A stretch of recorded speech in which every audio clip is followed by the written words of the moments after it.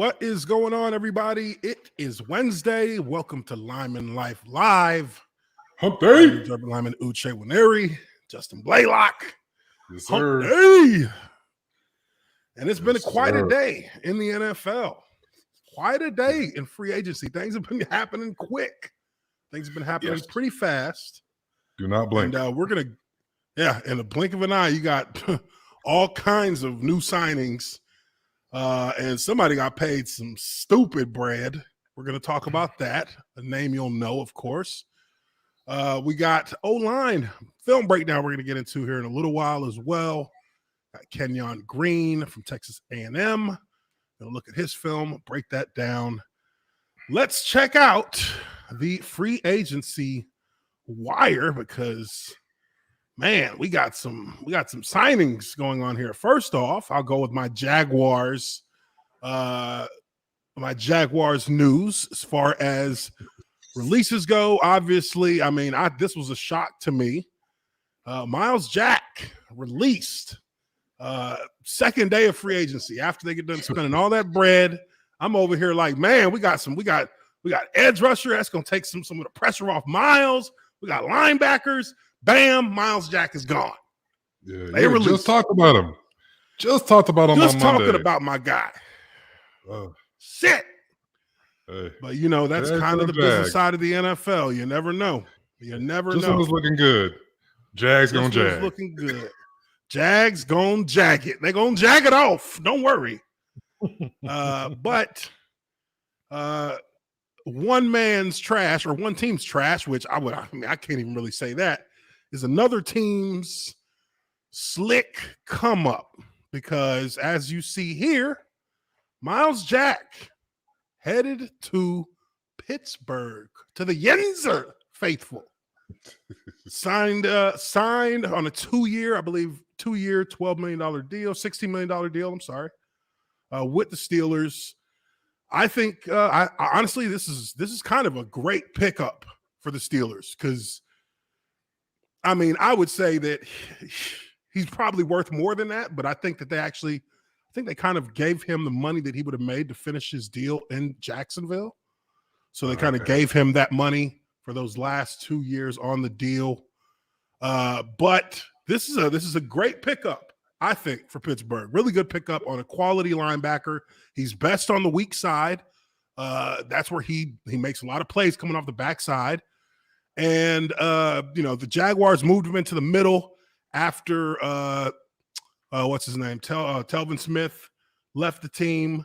And I think that was kind of to his detriment because as the middle linebacker, having to make the calls, everything in the, kind of in the middle, in the mix of things, it didn't really play to his strengths. So I think this is actually a pretty good pickup. And I hope that they'll put him back on that outside, on that weak side linebacker spot so he can be in that natural position that he played.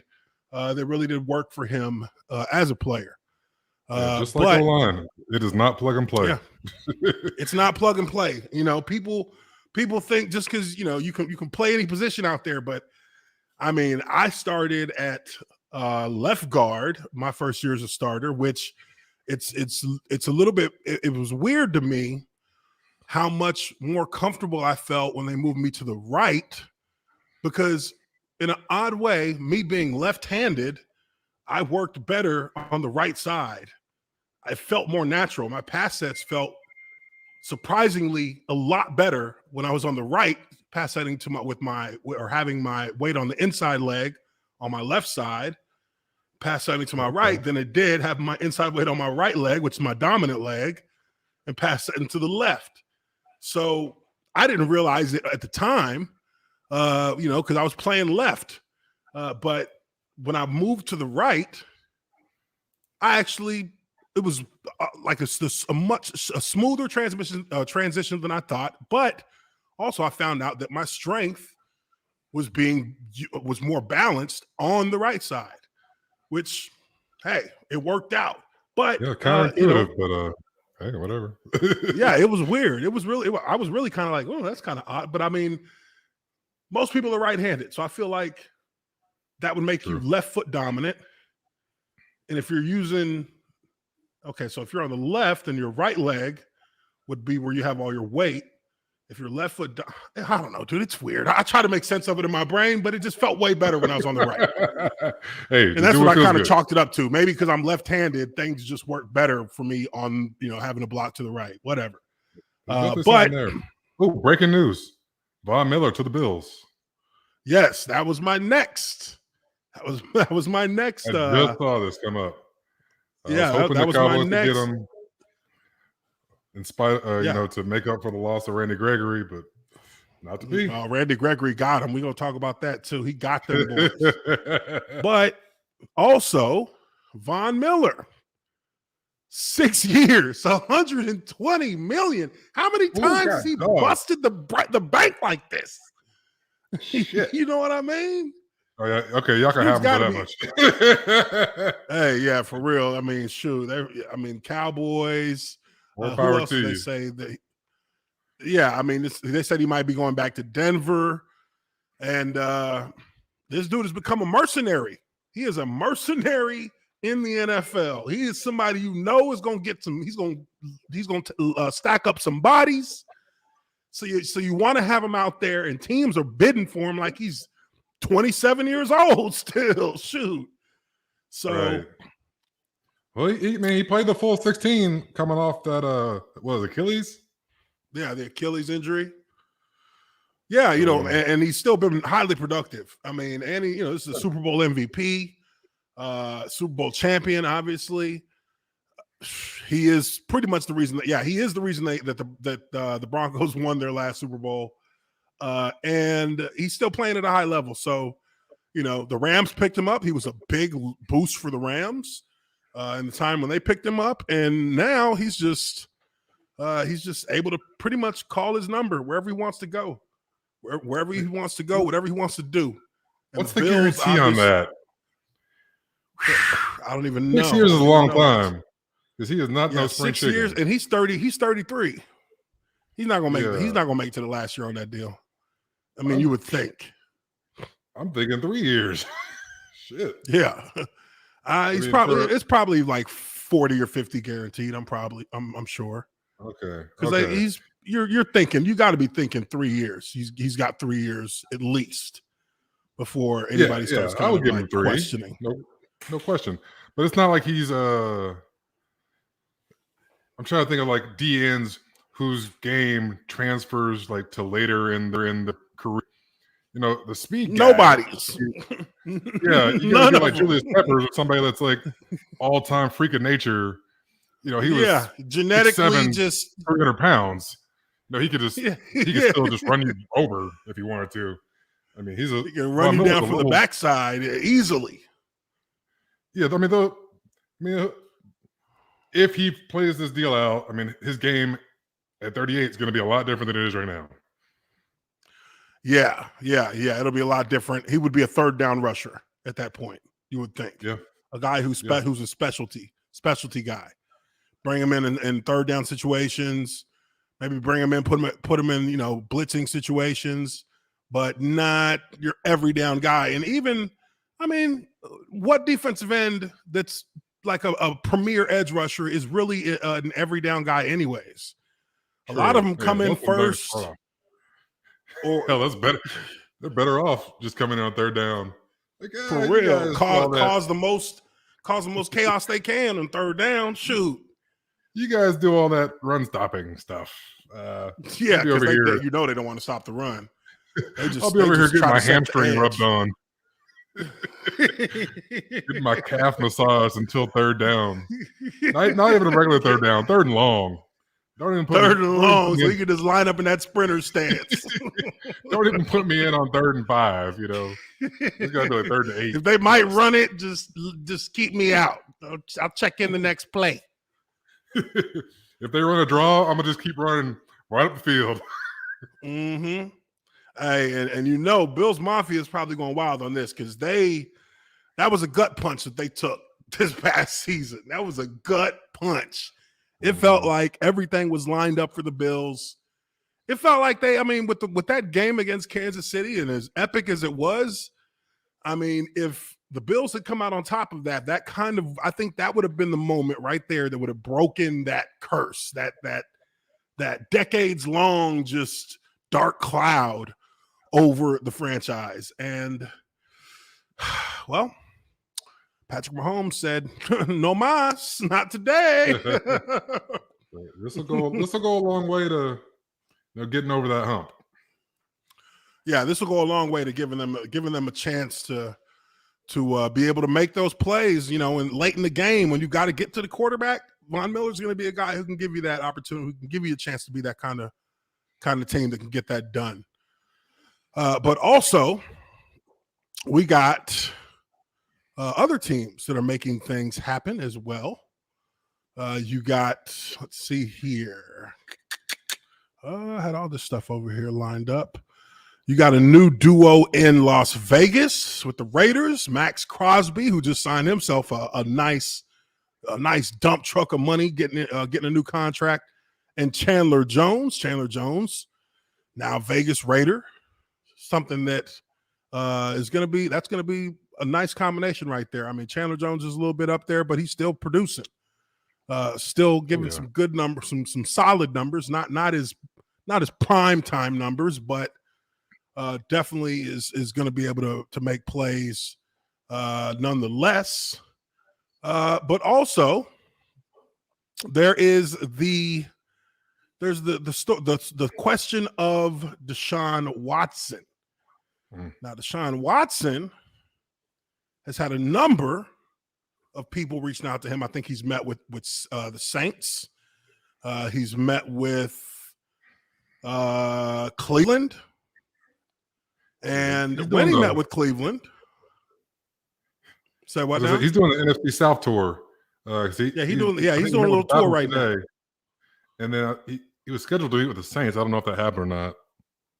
No, he met with the Saints. He met with Cleveland, and he met with the Falcons, which I think that would be massive if the Falcons could snatch up Deshaun Watson. I mean, hey, shades of Michael Vick back in the ATL, having a playmaker of that caliber. And man, he's right up from Gainesville, so he'll be right at home. Yeah. Panthers also. Panthers are another team that's in there for the running for Deshaun Watson. I'm sorry, but that could be something that manifests itself. And one thing that did happen when they did get to talking about D. Watt in Cleveland was that we had our boy Baker Mayfield. I mean, I'm not really sure what Baker Mayfield was trying to get done here. I'm not really sure what the point of this was, but he decided he wanted to go. It's crazy to me, man. Like,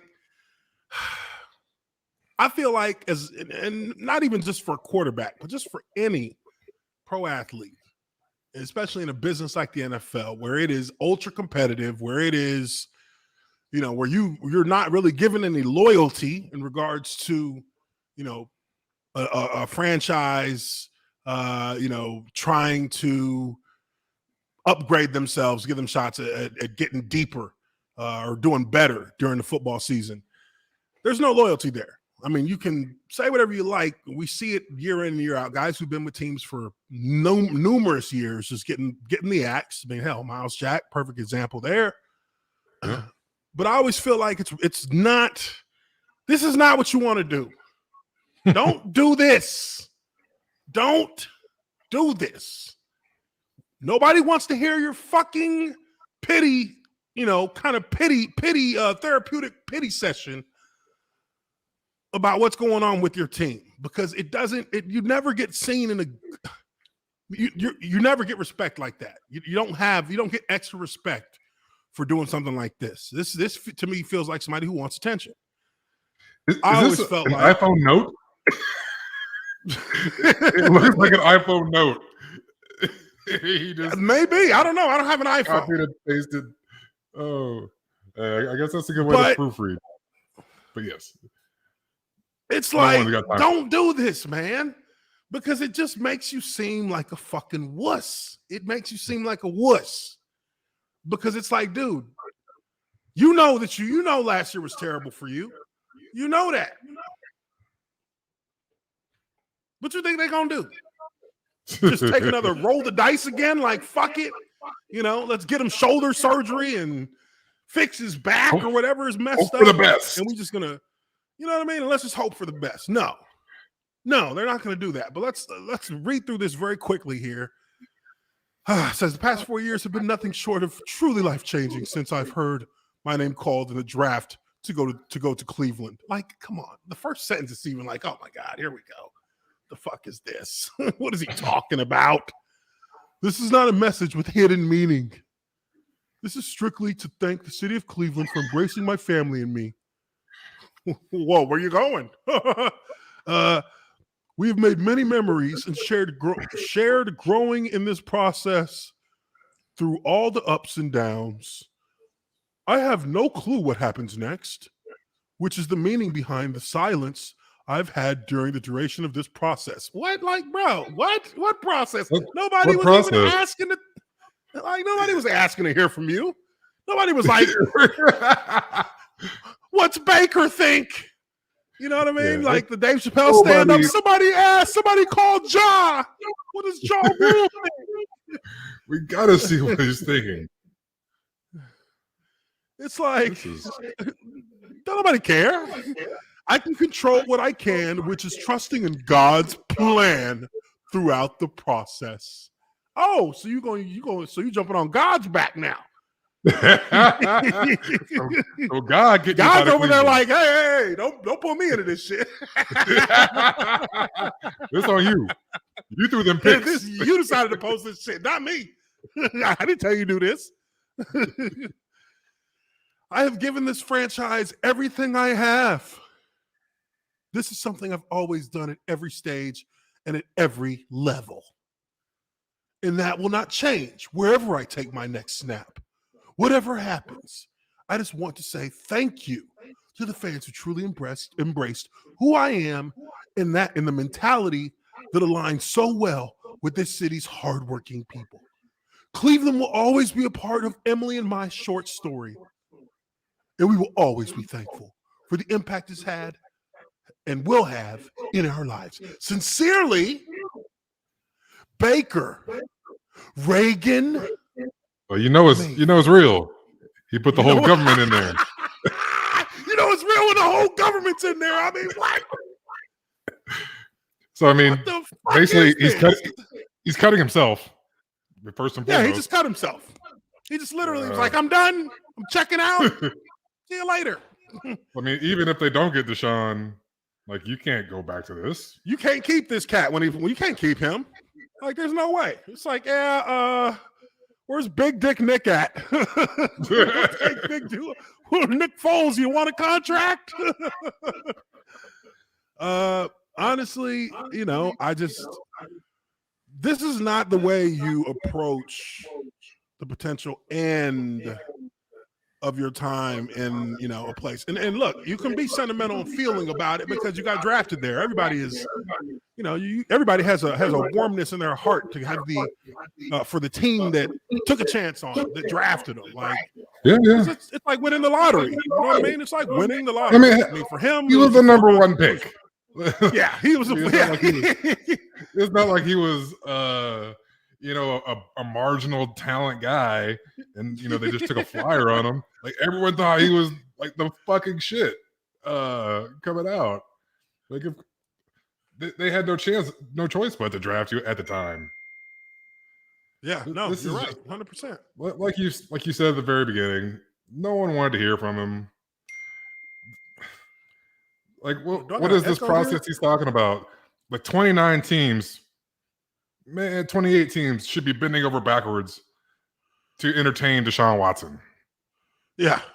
I don't give a fuck who your quarterback is, unless you just signed a guy. It doesn't matter. Your guy is like a Hall of Famer. Exactly. And it's wild because. Am I echoing? Do you hear that? Not on my end. All right. Well, hopefully it clears up if there is. the thing about it is that he's had like they gave him every opportunity. Yeah, they stuck by him. They stood behind him on everything. Like he doesn't really have a leg to stand on out in them looking to replace him with another quarterback. I mean, that's just kind of where it's at. Hey, Justin, check your speakers. Hold on. Turn them down some. Yeah, because I'm hearing the echo now. Okay. All right, gotcha. Let me go. Let me grab my headphones. Yeah. Go ahead. So, really, what it boils down to for me is that he got them to win in the playoff a few years back against the Steelers, which they never done, and now 2 years removed from that, last year was a terrible season, and I mean, it's always kind of been questionable whether or not he was a guy who was going to lead the franchise, even as a number one overall pick. I mean, come on, did we really think Baker Mayfield was going to be that guy for whoever drafted him for the next decade? I never thought that.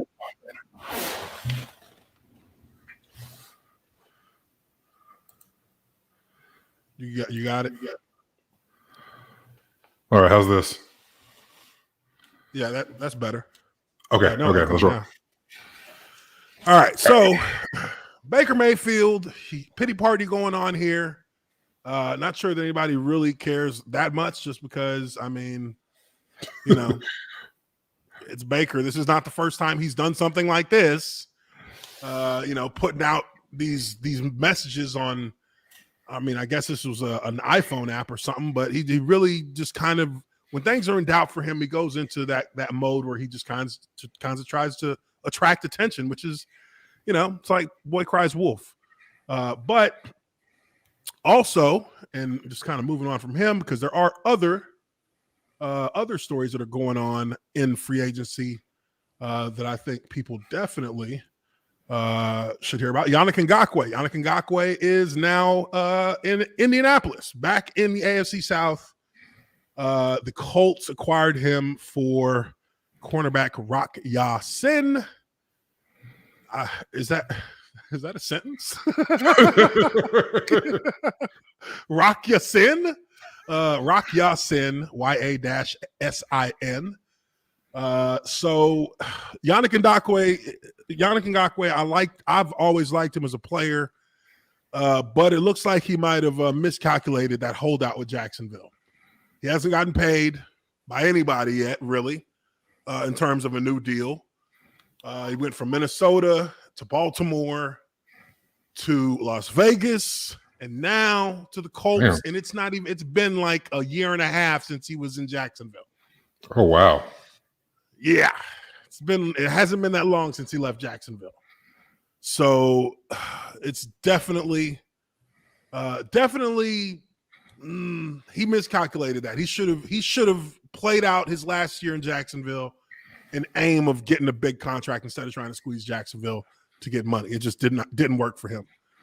Didn't work for him. And, he went from a guy who was really looked at as a he's got great work ethic, but he's difficult.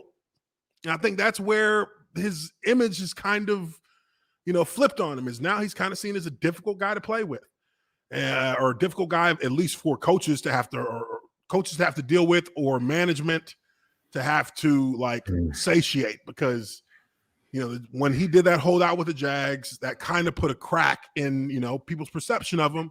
Once it got to the point where he just, was going back and forth with Tony Khan, with the Suns owner on Twitter. They had a beef. Yo,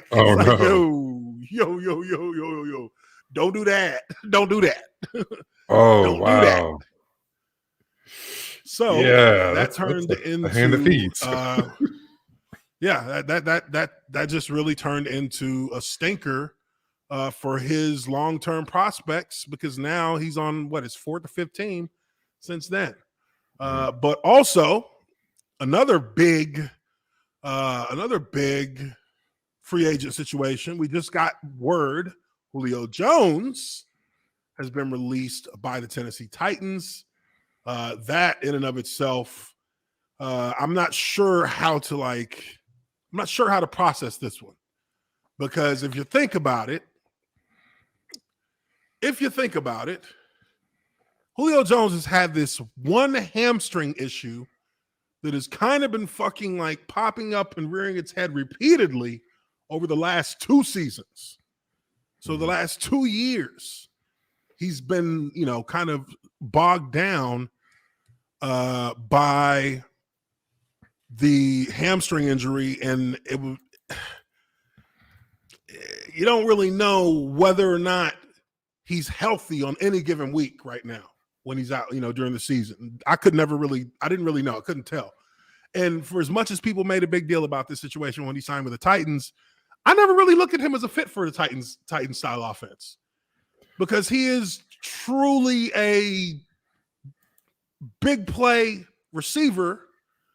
You don't really use him as he's not like a West Coast style receiver. He's not a guy you use for picking up first downs necessarily. You use him to split secondaries. You use him to, stretch the sidelines. And he's big body, strong, fast. And Tennessee doesn't really know how to do that a whole lot. Because, you look at what's his name? AJ Smith? AJ Brown?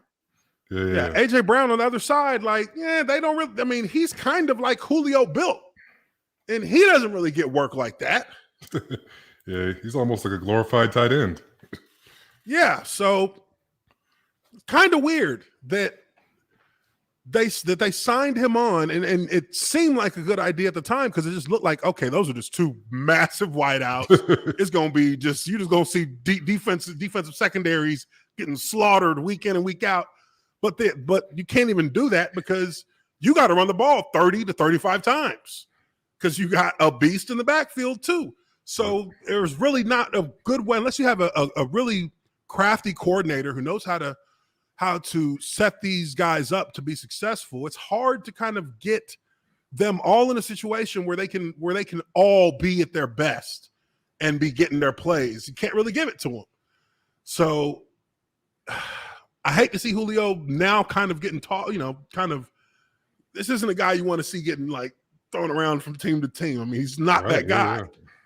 He's not that guy. This is a first ballot Hall of Famer no question. I'm not gonna put a mark on whether or not he's still in his prime or not, because I really don't know, just because of the injury situation. Right. Now, if it continues to just be a thing, I would think, okay, maybe he's out of his prime because the injuries have taken him out of his prime. And, that hamstring, maybe it'll never be the same again. And he's going to always have to deal with that injury whenever he gets into a comfortable spot where he's going to be at full speed.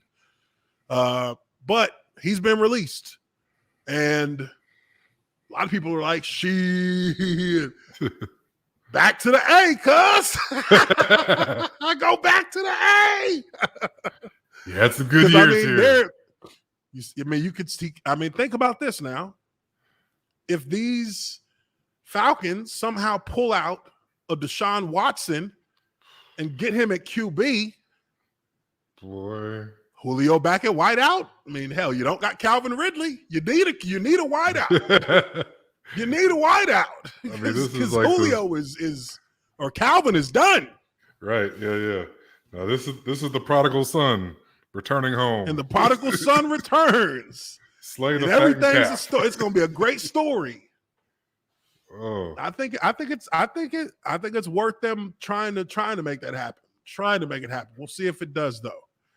Let's see here. What else? Who else we got? Zadarius Smith just signed a sick deal with the Baltimore Ravens. Ooh. Ravens flock, huh? I think that's 4 years, $35 million, 8.7 a year. Yeah, Zadarius Smith had a hell of a season in Green Bay, made plays. I think that's a good call for him. Definitely a good call. Were they up against the cap? That seems. I have a hard time believing that Green Bay couldn't match that. Ooh, let's see here. Let me look at this. I'm sure the Aaron Rodgers deal didn't help any. What are the details on Aaron Rodgers' deal? I have not even it's because for some reason, man, those aren't the numbers. It's wild. Now they're minus 6.9. So they're under. Let me see cap space. Yeah, no, they're negative. They're -8, -8.3 right now. Okay. It's just a load. Colts, damn, the Colts ain't spent a fucking dime, basically. The Colts still got like 40. The Colts got 41 million they can still play with. Oh, wow. Sheesh. This thing's not loading, but what I saw was 3 years, 150. Yeah. I think that's what it was, huh? Yeah, it was like 150. Man, 101. Look, man, I don't know. For some reason, I just don't give a damn. I just don't really care about Aaron Rodgers no more. For some time, I mean, it's not even about the whole. It ain't even about the whole vaccination thing, even though, but it is because I don't really care about. I don't care about what he said. It's just when he went on the whole tirade and all this shit. Yeah, it could have been any subject. I don't care what the subject is per se. I'm just tired of him.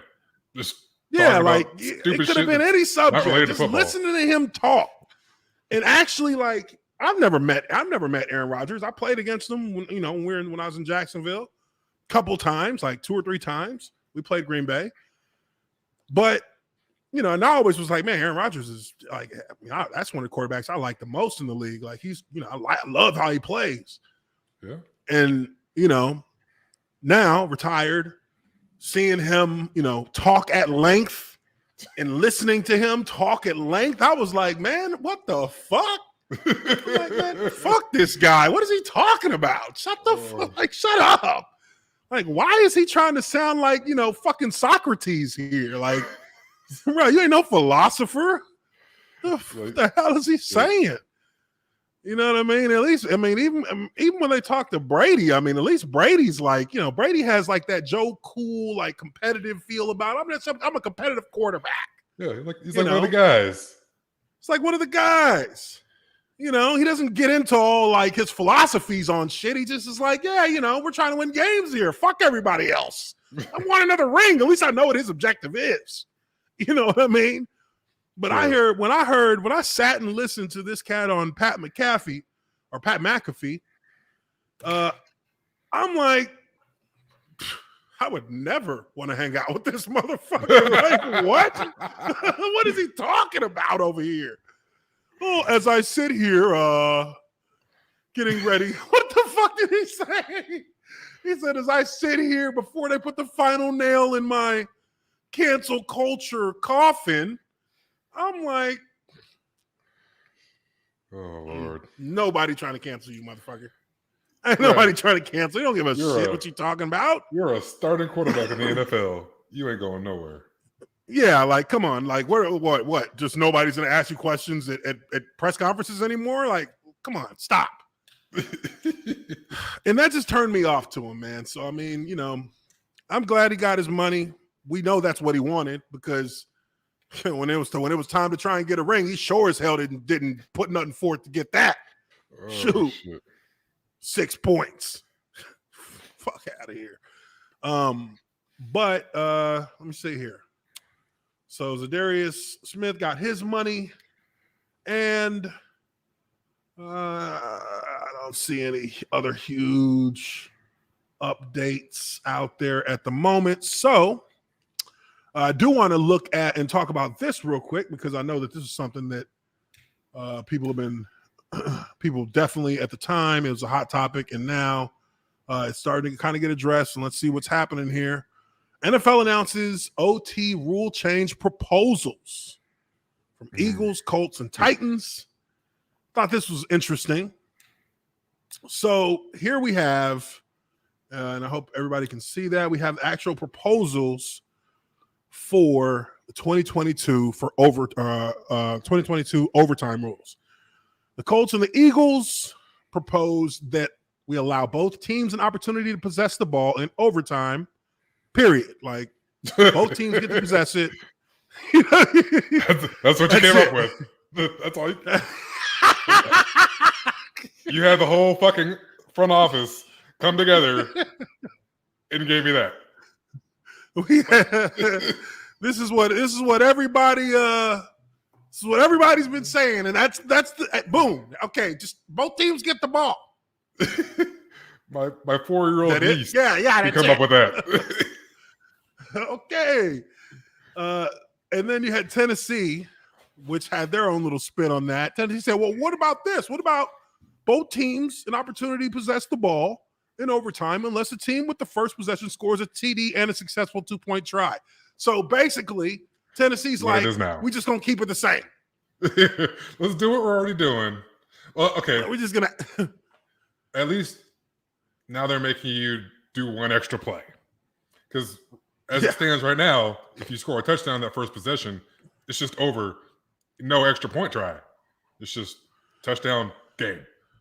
So now, I mean, it's coming down to the 2-point try. Like that makes you feel better. I feel like it boils down to the same thing essentially, because okay, let's do that, and teams go down, score touchdown, 2-point conversion, game's over. Other teams will start crying. We didn't even get the ball. Yeah, we didn't even get a chance. This is no different. It's the same thing. This is no different. Doesn't change anything. I honestly, like I have said on numerous occasions, I believe, and it has shown to hold true, and I don't care what nobody says about no playoff stats, the current overtime rules are perfectly balanced because it puts the same amount of pressure on both teams both sides of the ball for each team to make a play. On offense, you got to score a touchdown for this game to be over. It's not easy to score no touchdown. It's not easy. We've seen it. Hey, everybody complained about Kansas City and Buffalo, and the very next week, it happened again, and it turned out the opposite way in the same scenario for the team that we thought that was going to win it. Kansas City got the ball first, and everybody in the stadium was like, "Oh shit, we got it!" Every single person in that stadium, and I'm willing to bet even the fucking head coach from the Bengals is sitting there like, "Oh fuck, we're done." Well, it was a good run. Like, well, hey, it was a great, it was a great run, boys. Great run. He's thinking it in his head. You know he is. You know he is. And what happens? By the end of that drive, Patrick Mahomes throws an interception. It didn't look like they were going to do a damn thing on that drive anyways.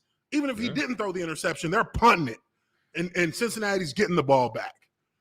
So it just shows that just because it doesn't happen for your team that week doesn't mean anything. That's football. But the defense can be just as important in making a huge play in that situation as the offense can be. And that's what they did.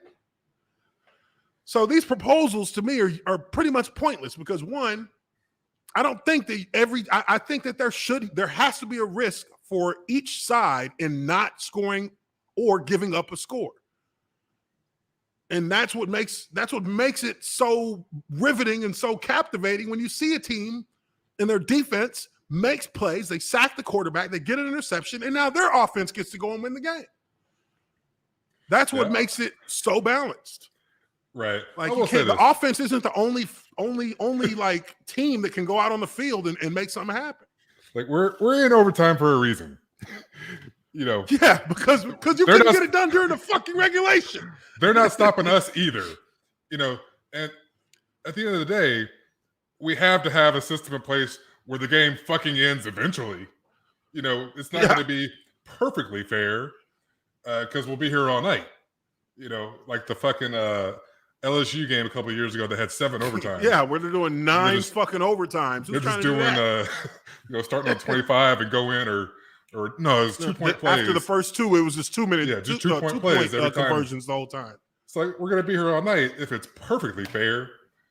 So I do agree that there has to be a way to get the game over quickly because now you're talking about player safety, you know, adding all these plays on, you know, and we're already in the postseason, so guys already have 17 weeks worth of games on their legs. Yeah. My only qualm is I wish that it was not a coin toss. I wish there was a skillful way to But determine the coin possession. toss is fair. I mean, It's a 50-50 chance. Yeah, but I don't have a chance to. If I'm the home team, I don't have a chance, or I guess the visiting team. I don't have a chance to defend myself. I'm just at the mercy of that guy The making the flip coin of a toss. coin, Yeah, and wherever it lands, because it's but not it has like nothing the to do with ref football. catches it and like flips it over. He Oh, just yeah. throws the coin in the air. It's completely chance. I want skill. I want a skillful. But skill isn't fair because then they're No, now I'm not looking for fair. Football's not fair. Football's, I give you the ball, I take it from you, I go score. You kick it to me, I run you over, I go score. I'm better than you. yeah, but this is about who gets the chance to try to do that first. Right. And I think I'm just saying that's got to be fair. Because I should have than just you, as much a chance of starting off with the ball as you should. Then if you're better than me on defense, you can stop me. If I can't score on you, then then now you get a chance to go.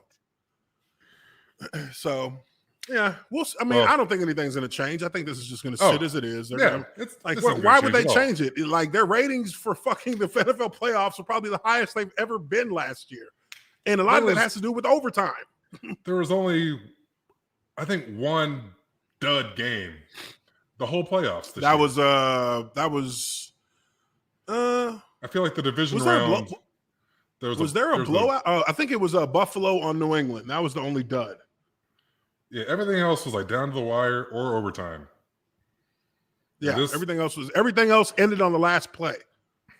Yeah. Which was wild. Bunch of walk-offs. This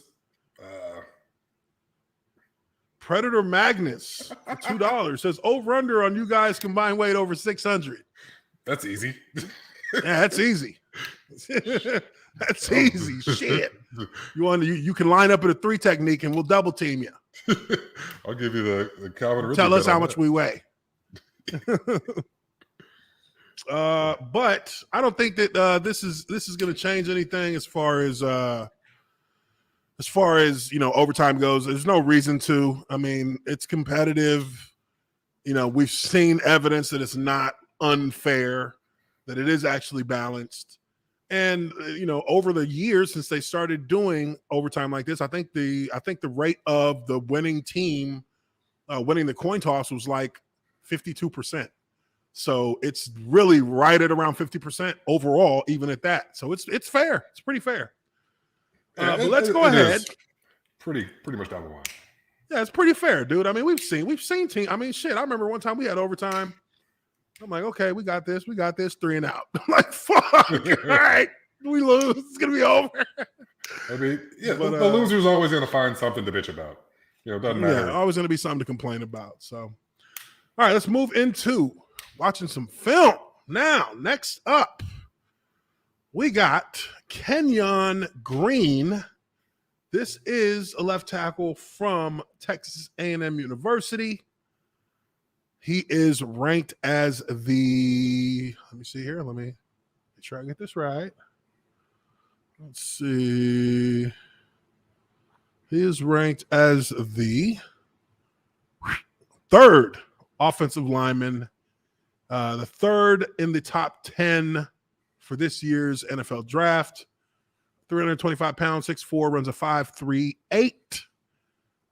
And he is the 3rd ranked O lineman for this year's draft. Let's take a look at some film on our guy here. Boom, boom.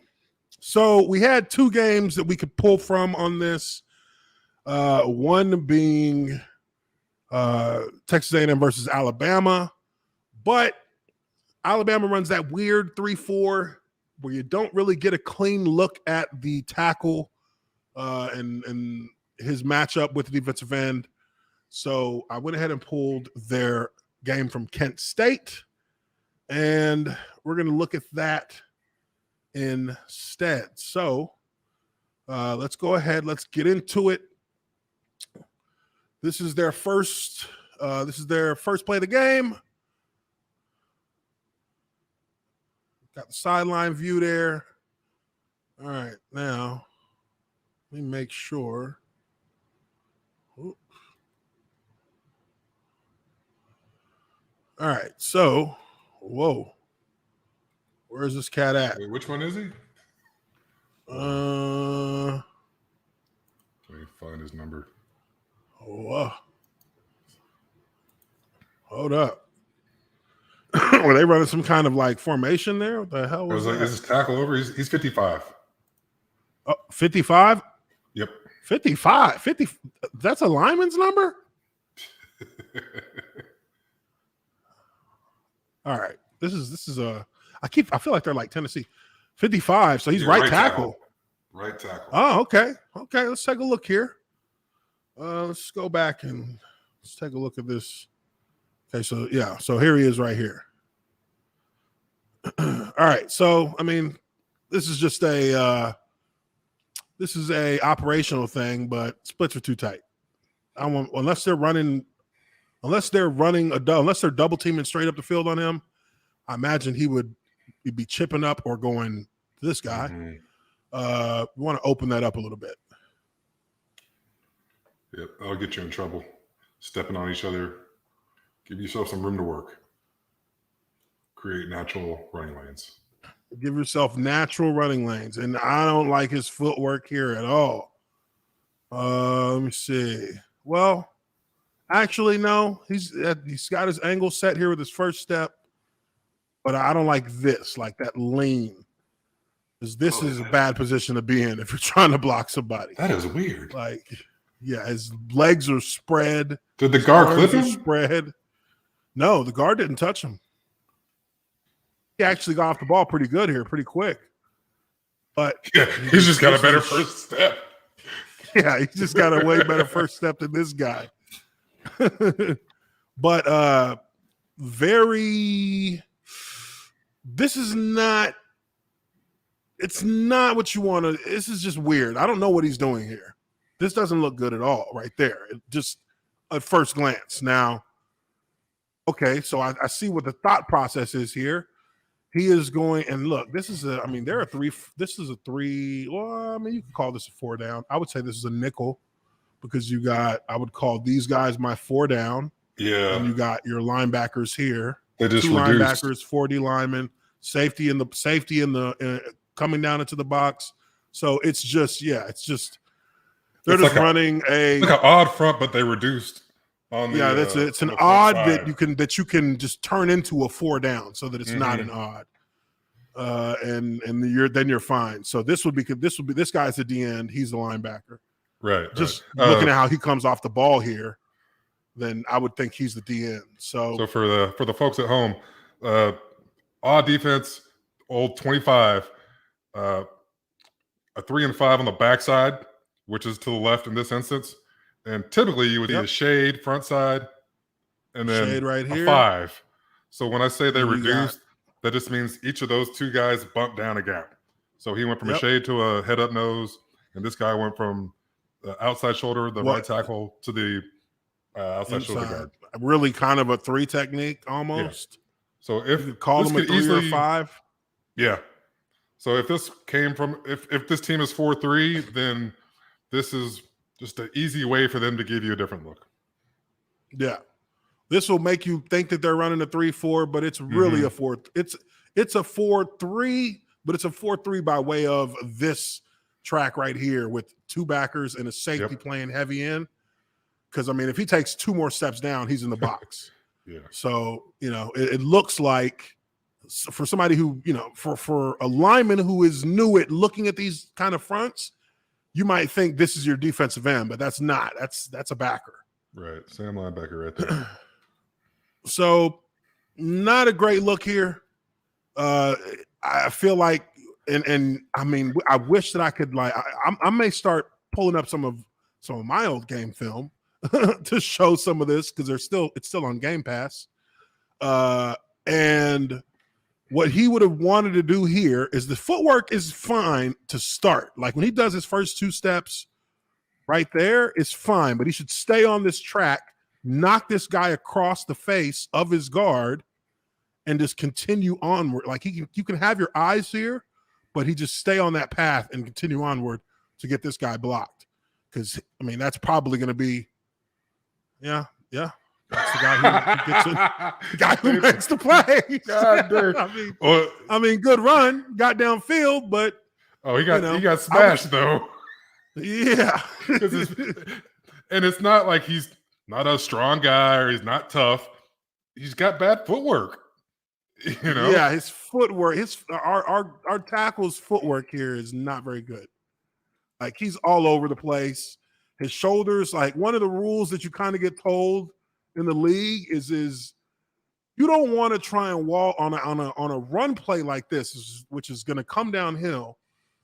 You don't want to turn your shoulders to this guy because he's going to go right over the top of you with no problem. Yeah, better athlete. You want to stay on your angle with your shoulders on the angle and take him past the point of attack so that your running back can bleed the play, meaning he can run up into this gap and run wider to make this guy run wider to try and stay on the angle. And then he can just cut inside of it because you're blocking him past that angle. If you don't do that, if you do this and turn your shoulders, he's already beat you. Even with this guy trying to grab him, he's already beat you. He's got the angle on the running back, and you have no angle on him. And you it happens slower there. I mean, it is Kent State, but that's what's going to happen 99% of the time. So, he gets a minus on that play all the way through to me. And one of them is wrong. One of them is wrong because they both should not be blocking him. The 74 is trying to block that Mike. And I think, again, that means he should be going front side. Yes. Well, or this tight end has him. I think this tight end has him one-on-one. That's what I think, too. Tight end has him. The call should be right here. Yep. And this backside should be they should be blocking heavy on this guy. They should be blocking man on the backside. Yeah. Or either man, but you have this overhang here. So you have so really he can block him and they can be blocked forever or that's to what this I'm backside saying, safety. Yeah. Okay. Yeah. Yeah. Like this guy would cut him out of the gap. He doesn't have to do anything but cut him out of there. Stay under it and don't let him get over the top. These two can double team this guy and just, you could bury this motherfucker. They can have a much more secure block. Yeah, you can than him really, trying to jump off and block this guy that's already, a gap ahead of him. Yeah, this is there's no reason for him to even chase this. Yeah. He should be right here, knock this guy's shoulder open, knock him out of there, and then have his eyes up here because you're not catching him. Right. So and that's going to make a huge hole on the backside. Can you imagine? Yeah, and then you've got nothing but space back here. Oh my gosh. College football's so fucking stupid, man. It's so bad, isn't it? It's golly. Is this the play y'all trying to run? A zone? Because that's terrible. It's not a zone. Okay, so this here, it's not looking good. Kenyan Green. Let's see what you got, buddy. It's got nowhere to go but up. Yeah. Ooh. So, and you guys can see my mouse right now, right? You can see the mouse? Yeah. Okay, good. All right, so same thing here. It's just flipped over. This is you got 4 down. I don't care that he's standing up. That doesn't mean nothing to me. 4 down here. See what they're running. Okay, again, what the fuck is this? What is going on with his feet? It's to be that wide, there's no way you can change direction. Wow. Oh my God. Oh my God. Hold on, man. There is no way you're going to block a human being like this. Look at his feet. Wow. Can you guess how? His. Is he close to doing a split? He just. Yeah, it looks like he's trying. So, he hops into it. That's what's so bad. He's not running off the ball at all. He hops into it. This guy actually does a good job of striking him. So if this defensive end has got, if he understands what he's really doing here and he extends on him right here, got the extension in the arms, got his body turned. got his feet all over the place. If he's got his eyes in the backfield at all, and he just tosses him off right here and just he just crushed the running back if he was running the ball. But that's not very good at all. Yeah, lucky for him, that's read the option the other way. Because if they go to that front side, he's in trouble. Yeah, he's in trouble. He's already this dude has set the edge. He has set the edge already. The entire anything that runs here has to cut back immediately into all of this because he's been beaten. He's been pushed into the backfield. I mean, look at where the rest of the offensive line is. I mean, he ain't blocking 2 yards nobody. behind everybody. He ain't blocking nobody. He ain't blocking nobody. This is the only guy who's got a shot. Got her done. Pancake. Hey, this dude right here, 61, looked like the best O lineman on this play. Good double team there. Got him moved off the ball. He's got to do better. 54 got to do better. But they've got to know that they're running the option to the backside here because no one is giving any fucking effort on the front side. That guard and tackle are both chilling. They just chilling. And look, everybody's eyes like this. I mean, look at the quarterback's like, yeah, he's like, it's good. Quarterback's gonna be like, shit, I'm giving this up because they all waiting on him. What the now? fuck 61 here. This is good. He actually moved this guy off the ball. Yeah. His guard didn't do shit to help him, but then he climbs up to the secondary and got himself a pancake. Got himself some maple syrup pancaker. Oh, man. All right. So, I mean, 2 plays. Good 2 job minuses. by 61. 55, that's 2 minuses in a row, my friend. You're the 5th rated offensive lineman. This one, I mean, this one don't look great either. I mean, and again, this is bad coaching. Get these motherfuckers to get some splits. Yeah, help yourself if you're out. a tackle, back the fuck off the line a little bit. Do something. Get back a little bit. Yeah, you're 6'4". You need to be as far back as humanly. They need to be real. The line judge needs to be coming up to you every other play. Hey, dog, get back. You need to scoot back a little bit. You gotta scoot back. Hey, just a little bit. Just a little bit. I mean, shoot, he all up on the line of scrimmage. He's not giving himself a chance. But let's take a look here. Nah, I mean, something about his movement, like his hands are low. He's kind of sloshing backwards. Not a lot of snap to it. And not a lot of awareness here. Like, kind of just jellying back. He's just jellying. But he ain't looking at shit. Yeah, I'm not sure. His guard sees this. This guy's rushing wide. Yeah, there needs to be some communication here. And he's not ready to take on this guy. Because they got 3 for 2 over here. Yeah, and he gets beat. I mean, that's just not good. Yeah, it looks like the guy in the middle is probably the point, because that's why the center comes back. I'm trying to give him every benefit of the doubt. I'm trying to make up excuses for what he's doing. And this is Kent State, folks. This is not Alabama. Shit, maybe it's a good thing we didn't put on the Alabama film. Shoot. I mean, and they beat Alabama, didn't they? I think this team did beat Alabama.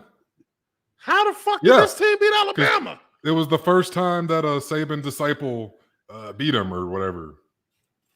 Or maybe the second time. Look. Everybody remembers when we were watching our guy from NC State. Well, no, not NC State. Southern Miss? Yeah, Southern Miss. Charles Cross. Mississippi State. Cross. Charles Cross. You remember how we were commending him numerous times on his awareness, on his ability to like snap from one defender to the other, to see things coming ahead of time and to make the adjustments almost instantaneously. His hands weren't always in the perfect spot, and a couple of times he got kind of surprised and he went into a hop. But for the most part, we were like, this guy looks really polished. Like he's reacting in the ways that you're supposed to react to certain looks that you get. He's using his footwork, 90% of the film, his footwork looks really good in the pass game, especially. It looks good for somebody, for a college kid. He looks like he's been, working with some pros just to like get basics, and his hands, even though he wasn't shooting his hands, he was getting his timing on his contact was usually pretty good. He got his hands on guys. He held them at length. He had long arms. He had good reflexes, good athleticism, Look, I mean, in my eyes, I look at a player like the way that he played shows me he's got in his mind, he's working these processes in a sophisticated manner. He's understanding what's going on and he's reacting to it. Mm-hmm. That looked more polished and more put together than Evan Neal. Yeah. And, Evan Neal looked like a guy who has a lot of talent, but is a little rough around the edges because he tries to brute force things more than he actually just tries to like handle it with controlled chaos, with a controlled aggression. He just tried to brute force, and it makes him look a little bit, in some ways a little sloppy. But this kid right here has none of those, none of the traits that we saw in the Mississippi State's player with Cross. He has none of that. He looks like almost the opposite of this right now. Yeah, and we're only a few plays in. Kind of slow moving, not urgent. No urgency. Don't get that sense of urgency. Look how like he is a kick and a half late on responding to that movement. And this is like, you got all day. Like, come on. You look how he's looping to you. You got to stuff his ass right now. And then he gets like pushed backwards. Yeah, that guy's not even really rushing the passer. He's the contained player. He's the contained rusher. He's a contained guy. He's a contained guy. That should be an easy play for him. Well, and don't be fooled by yardage here. Like the yardage they're getting is because they're playing against Kent fucking State. Like I'm looking like, look at this first step. That is wow. What? And that's why he goes inside. That's why his man goes inside. Like this first step, even. his first step is super wide, very wide. His second step should be in the ground by now. His second step hasn't even come off it's just coming off the ground.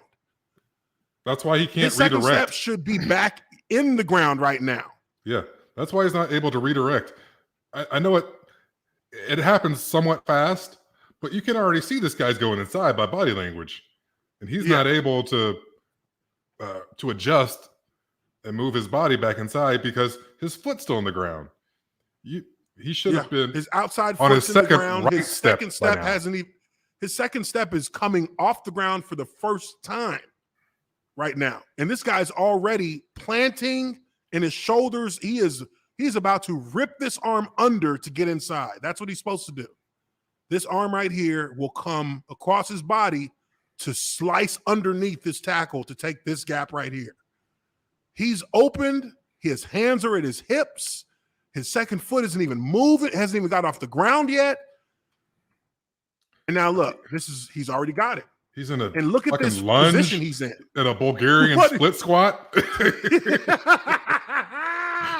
This is awful. My goodness.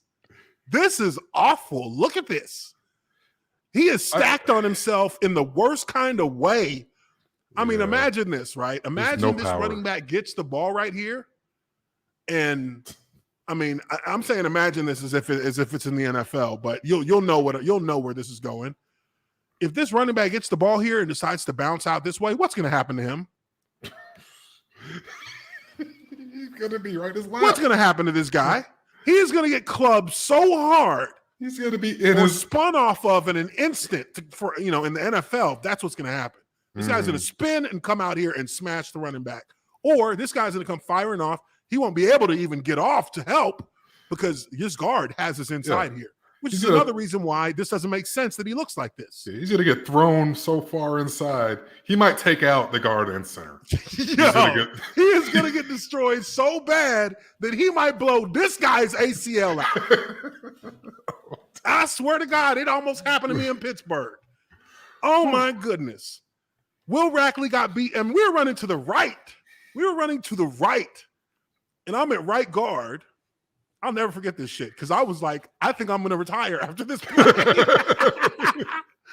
I had been telling Will Rackley all year. I've been saying at left guard, like, bro, you got to cut out that backside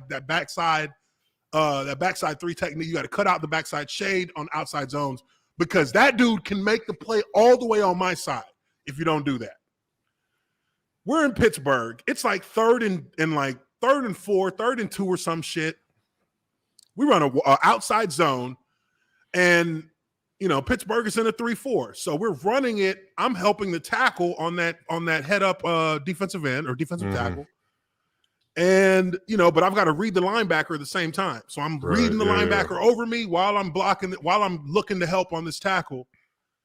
Will Rackley gets beat by the shade so badly that the shade throws him. He lands on my freaking knee. I'm like totally shocked. I'm like, wow. And I thought I blew my knee out. I was laying there in pain, like with my hands on the ground, like the ref's like, 77, you all right? And then here comes Brad Meester, 14-year vet. He's like, Uche, you got to get up. We don't got to back up. But I'm just like, it hurt so bad I couldn't scream. I was like,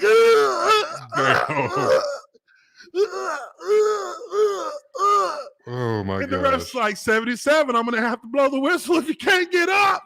And I just like pop up off the ground and I just hobble back to the huddle. And I'm looking at Will Rackley in the huddle like, you son of a bitch. I knew it was you. I knew it was you.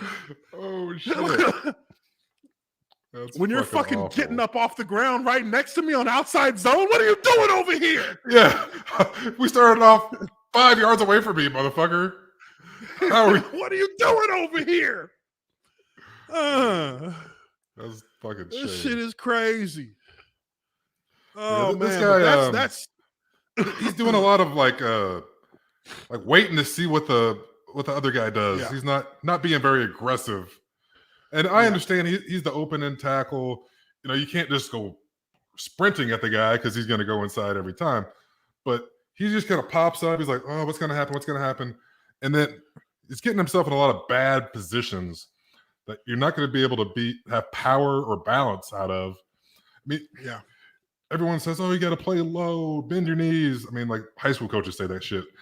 You don't want to bend them this damn much.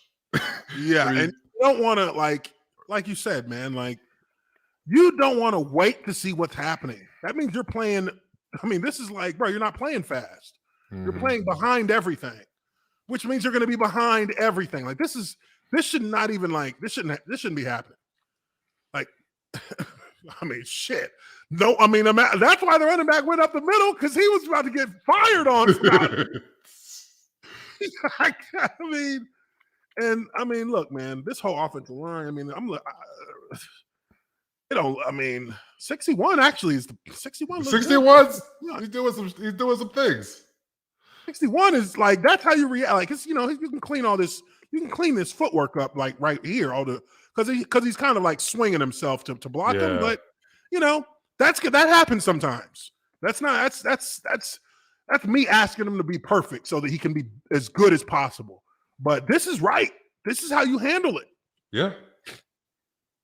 Now, in a perfect world, because in a perfect world, this guy here is going to be picked up by the center. This guy's going to be picked up by the tackle. And then this guy's going to be picked up by the guard. And then this guy's going to get up field to take on a second level guy. But, sometimes shit gets a little sloppy. And it ends up working, even though it shouldn't. Yeah. And that's what happened there. But, that's part of the game. Yeah, it's part of the game. And like you talked about Cross, when shit goes awry, he was able to process in his head quickly. And because I know the concept and the idea he of knows what that if happen, anything crosses his face, he needs to take it. Yeah. Or he knows if anything crosses his guard's face, he has to take it. Right. So him knowing that just by itself and understanding that concept, because it's zone, it helped him there. And he was able to make the block. He was able to actually sustain for a while. And that actually helped bust the play open, even though everything else looked like dog shit. Like here. And this is another example. We're going to see it here because they threw a flag on him as well. 55. I mean, I'm about to say he's garbage because look what he does here. What is he waiting on? What are you waiting on? What are you doing? This is inside, outside. This is outside zone. Oh, shit. This is inside zone, outside zone, something. And you're a tackle. You got to cut that guy out of the gap. And then he holds him. He holds him. Okay, so I think I see what he's thinking, but I mean, it's wrong. Yeah. He feels. Look at this. He feels this that inside linebacker from this DN right here, and that guy on his back. So he sees that this light skinned fella here, the inside linebacker. He sees him coming down, and that might be their count. So I'm thinking either the guard needs to turn back more into the tackle here to help him. Well, let's take a look at where they're lined up at. Okay, so if they're responsible, let's think about it like this for a second. Number 6 here. If they're running inside zone or if they're running outside zone to the left, then they should have these guys just man block. Yeah, because there's no way them zone to the front because you zone this. Then this DN is going to come free and it's going to run down the line, which wouldn't be a problem if the running back you're giving the ball to is on this side. Right. Now, let's see how they start it. Well, we need to get it. Okay, so they're going to block they're going to block the black. They got the Y slide. They got the Y slide right here for the DN. Yep. But that's not a good thing to try and do in this situation because you're handing it off from the right side. Yeah, so he can just blow up the field. He's going to have his eyes back here. He should have his eyes back here anyways. A better player is going to be upfield at the making his way towards the mesh point. This hip go away. Yeah. The moment he sees that hip go away, he's firing off right there on that angle to chase it down or to just make the play right here. So why would you have your tight end? Why would you slide him to try and hold him there because he's going to wrong arm it because he's going to think it's a counter, but that's going to take forever. And you're handing the ball off from the right. So this is not even this by design. This is a bad play design. He's close to this guy. He's close enough to this guy where he can make that play. He can he can jump past or over the tight end's block here and just tackle the fucking handoff point. If he was a little bit better player here or saw this faster. This is some poor play design. It's a bad play design, but let's focus on what he's supposed to be doing. Let's get back to him. Let's say that this is a good play design and this Y slide holds this guy right here. And I mean, it's just not because he's coming from fucking the other side of the play. But okay, let's say what should be happening here. Because look, this is a dead giveaway right here. Look at this. Yeah. You have 5 guys. They're definitely crashing. They got to shorten the edge somehow. This guy is either gonna play this running back head up, but you have a situation where these two guys should be or could be coming, and both in the D line. Obviously, look, this is an overload on this side. They don't have enough. They have 3 guys here for 3 guys here. You got not enough guys for these guys over here. They're gonna bring somebody. Somebody's coming off the edge. Yep. And now you already see he's coming. He's going that way. He's going that way. Yeah. This tackle has the loop out. He's already inching out. This is a dead giveaway. So if you were going to identify this, and I think you tell me what you think on this, Justin. I would just say, hey, you guys are gonna, if they blitz, you two just absorb these two. Yep. You sit on him and you sit on this block here. Because they're going to be trying to cross your face. You're either going to take them across further than they want to go, or you're going to cut them out of the gap and just let it open up, let the gap open in this area here. Yep. That's a much better way to do that than this is. Yeah, 55 is not, this guy is supposed to be a top 5. What is he doing here? Holding the guy, he just snatches the dude and just throws him down. He didn't block anybody on that play. This dude he didn't have a plus yet. They need to communicate better because those two, if him and the right guard had that defensive tackle and the backer that was standing over him, there's no reason for that guard to leave. Yeah, the guard should just snatch him up. Okay, look how if you're running outside zone or inside zone to the left, and that guy isn't flying over the top, where the hell are you going, 64? Yeah, there's nowhere to go to because these guys, the front side is going to him. I mean, it's a trash job. You're going to this guy back here. It's a trash job by both guys, but he's making it damn hard on 55. Even if he's making it harder. Even if he was trying to do the right thing, I mean, he's got to haul ass to cut this 3 off. Yeah. In a normal alignment, no strong dog. He has to get on his horse and dig that guy out. Oh, yeah. Normally, number 6 is flying, and 64's got to go too. But in this instance, there's nowhere for 64 to go. So stay right where you're at. If anything, stop. Yeah, like you literally could stop. Like you know how like you could box him out. Yeah, literally like a basketball player. Help this guy out. I've done that before. He's also acting. 55 is also acting like he doesn't need to get the 3 cut out. So bad awareness. Bad awareness. Yeah, there's no awareness. There's no awareness by either one of them here. Like he doesn't know. Yeah, you're right. I think he's looking at this guy. He's looking at him. I think he's looking at the safety. Oh, but my gosh. They both don't know which one they want to block. Yep. He doesn't know if he wants to block this guy, even though really this guy's blitzing to get in front of you.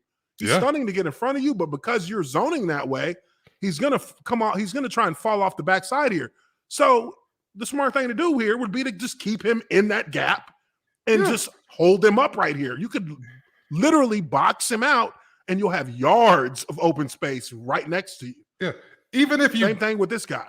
Even if you get under the 3 and you don't fucking ever try to block that backer, he's not going to get there in time. You'll never get to this backer. You'll never get here. Like, you can't be wrong. Like, outside zone, you never block back. No, always you never block back. Keep working towards the play. So stay on your angle, unless if a different color shows up, you blow it up. Yes, exactly. That's the only somebody fires through and you take him. Yeah, but there's no need for him to turn back and try to block this guy back. Just keep on running, and this guy's going to run himself out of the play, or not be in time for him to. I mean, if everyone has to go behind you, the running back's going to have so much room. The running back's going to be front side immediately. So just poor awareness. It's hard to judge this. I don't know what the fuck they're getting coached down there. Because it looks. Look, 55 looks a little bit lazy here, dude. That's kind of what I'm like starting to kind of think he looks a little lazy here. Because look at how he doesn't really try. I mean, what is he doing? And the ref is just like, yeah, that's a hold. That's a hold. All right, so now here it looks like we got another. Okay, so this is Kent State giving their ass a little work, ain't they? Right. This one looks like called a two basically an RPO, run pass option. Yeah. I mean, he didn't really have much to do there, but it doesn't look like he was trying to do. I mean, come on. You got fucking like 5 guys dog piling your freaking receiver. All right, here we go. I don't know. This college football stuff looks so slow. That fucking offense looks so gimmicky. Yeah, everything looks all like they're trying to trick you instead of just playing football. Okay, so here, Take a look at his feet. I just feel like there's something with his feet that it doesn't feel like he has. That's the first solid, decent play I've seen from him. Yeah, solid. He got his hands on him. Good position. They're running an ET. So, I would like to see him get his hands on that guy. Yeah, but there needs to be more violence in his punch. It's not like a two-man game. They're running a four-man here, so he's going too flat for him to really punch. But if it was a two-man TE, you got to help your guard out and get something on him. But you got to get something on that penetrator. He's okay here. This is just It's just fine. This is just fine. It's fine. They're playing Kent State. I would like to see him deliver the blow I'd like to see him do a little dominating. He gets shocked by the looper. Like you could see him kind of his body shoots back when the guy puts his hands on him. He should be delivering the blow. Yeah, absolutely.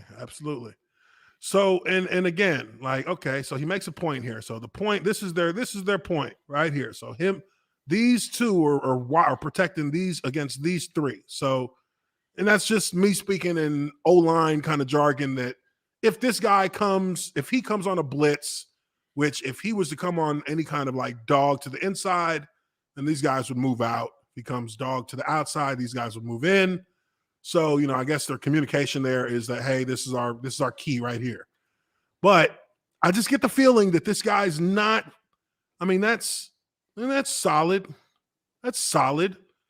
But it just feels like he's, I don't know what it is. But this doesn't look bad. This doesn't look terrible. Hands are low. I don't like that. And he leans a little bit into his punch. He leans a little bit, but overall, this play right here is not terrible. I'm fine with this play.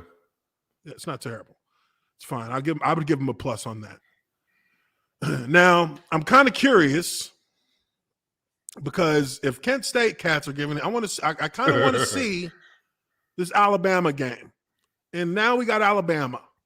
Now let's see what where is he? He's not in. Left tackle. Oh, no, here he is. Left tackle. Oh, what is this? Okay, this is going to be interesting.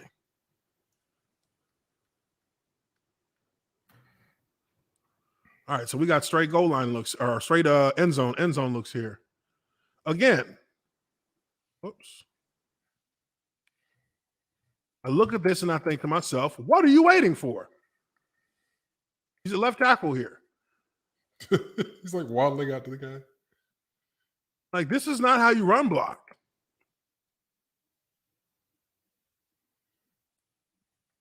And, this is him playing against an All-American now. 31's an All-American.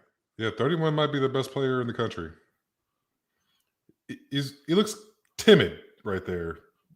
That, you know what? Boom. There is the word I've been thinking of that I've been trying to find in my head this entire time I've been watching him play. He looks timid as shit. I don't like it. Even here, look at how he takes this dude on. It's like, I don't want to get my hand hurt. It's like it's cold outside. You know what I mean? Like, we're playing in 12-degree weather here, and I don't like the way my hands are stinging every time I touch somebody. He's like damn near standing up. I don't like this. I don't like how he looks. And now, even at that, like, again, with his that's why you get stepped on here. What do you like? What is his footwork is so bad? All right, so so we'll watch a few more plays here to wrap this up because I'm just curious. I was curious now. Like, okay, so you played kind of like shit against Kent State. Let me see how you played against actually like, good quality players. talent here. I mean, they won this game, and I'm damn near want to see how. Yeah, I'm like, what the fuck? What was Alabama doing? How did y'all win this game? Okay, so see here again. This is a timid mannerism to jump off the ball like this. It irritates me to see O-linemen play like this because it's like if you understand that you have more to do with the success of this play than this guy with stopping it, because you know where you're supposed to be going. If you can't play fast, I mean, how do you allow him inside of you right here?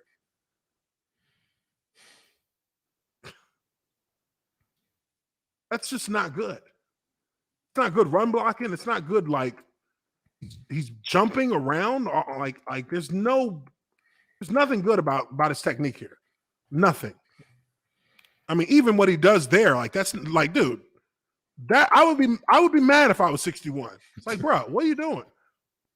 Like, stop running cats into. You're a tackle. Why are you running guys into me at center? Let's look at 2 more plays. This guy is sliding all the way down my top 10.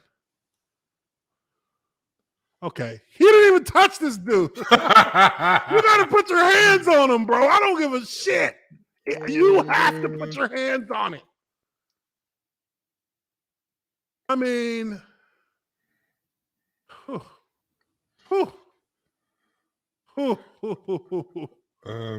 trying to say something nice. He does a nice job dragging off the 3 technique. Yeah, he does a nice job of vertical setting. That's, I mean, not even like he kind of does an okay job vertical setting here. He slid out a little too far on. You see a little quickness when he thinks there's a game, or when he sees the game. A little quickness. But it's like he don't want to touch nobody. That's what I'm saying. Like, I don't like that. Because you got to be, if for nothing else, you have to put it in that defender's head that he's going to have to deal with some shit today. Like this here, even like, you shouldn't be setting this wide. You see that right there, then you should know. And look, in the league, a coach is going to expect it. Once you see this dude do that, once he does this, you should know what's about to happen here. You should set straight back, and you don't need to drop. You don't need to set that far back because things are going to come to you quickly. Yep. And he just, he puts himself. He doesn't do himself any favors by kick setting outward like this. That's just not what you want. He's kind of a grabber.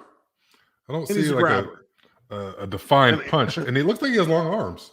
So he should be. Yeah, and he has long arms, but he plays with them bent at like 90 degrees the whole damn time. So it doesn't matter. He's nullifying his own advantage. All right, one more play.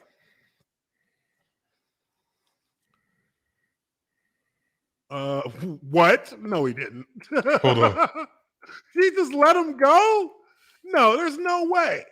Is this, I mean. Oh, this has got to be a full turn protection. No, it doesn't even matter if it's turn. Remember now. No, because he's got the guard coming.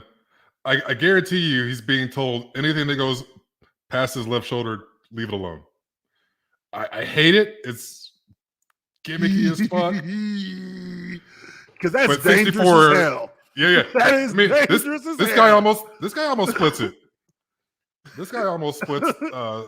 Imagine if this dude isn't open. If 85 is not open, if he's covered, that quarterback has to hold it a little bit longer, just a little bit longer. Because look, if it's turn, this guy right here, he needs to be there for number 10 or 18 or I can't tell his number. 76 needs to take him. 76 should post one arm up here.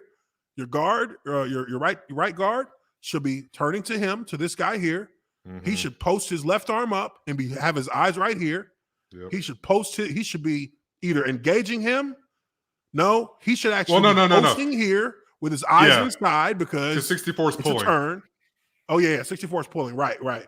So he will have to take on this guy, but keep his eyes outside. Center has to get over here and fill in this space a little bit. The left guard has to get over here, fill in this space to take him, and he should stay on him. And if he goes over the top, I don't know. I've heard it coached both ways. Stay on this guy, stay on him, and you'll get, some help here because we want to make sure this is solid because the quarterback is going to be rolling this way. Or I ain't never heard no coach tell a motherfucker let him go. Yeah, when we did this play, the tackle would latch onto this guy, and the puller would make him right. So if that guy blitzed, he would pick up the blitzer. Yes. So if there's something, if there's any danger to the inside of this, with if 8 were to come, if he were to blitz, then you would go. Then yes, you would turn into that, because this guard is turned into the nose, and then this puller would kick out this guy, or hook him, get him hooked, because the quarterback's going to roll all the way outside of it. Basically, you would only bypass him if he ran, if there was a threat parallel to the line. Yeah, someone would have to be blitzing that B gap, and your man would have to be flying outside. He would have to commit to coming out here, to going out here. The way we did he's committing to going out here. Once he engaged, he's engaged. He just yes. That's what I'm saying. Yes. Once you engage with this guy, he's not rushing.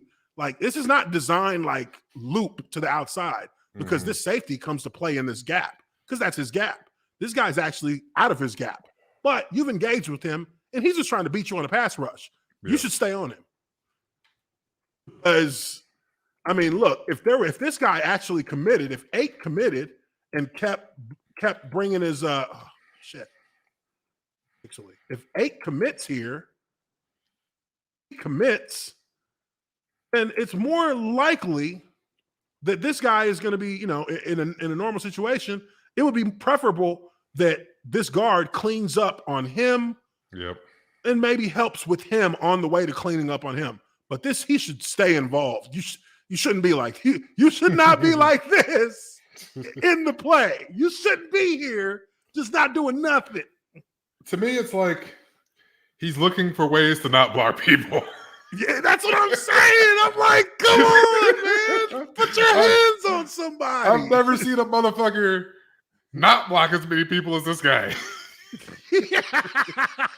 Look at him. Oh, Lord. Okay, that's fine. Wow, Bama, y'all let these cats beat y'all? Ugh. Okay, one more play. This is the last play. Because we've been going. Again, doesn't it just feel like you don't want to block nobody? Oh, man. How many times am I going to see this come? His get off on the ball is the same every time. The little shuffle steps. So it's good that he doubles up when he sees 15 drop out, but still, yes, he should. Yes, but it's not. But it's go faster, right?